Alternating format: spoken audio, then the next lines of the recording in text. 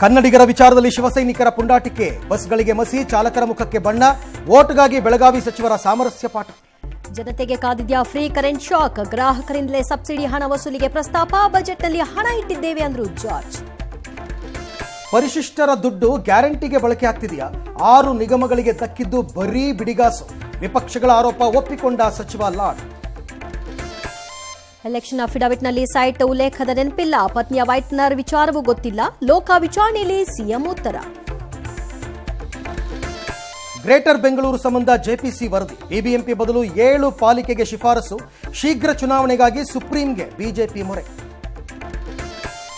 ಗುರುವಾರ ಮಹಾಕುಂಭದ ಕಾರ್ಮಿಕರಿಗೆ ಪಾದಪೂಜೆ, ಕಾಶಿಯಲ್ಲಿ ವಿವಿಐಪಿ ದರ್ಶನ ಸ್ಥಗಿತ, ಅಪಘಾತದಲ್ಲಿ ಮತ್ತೆ 6 ಕನ್ನಡಿಗರ ದುರ್ಮರಣ.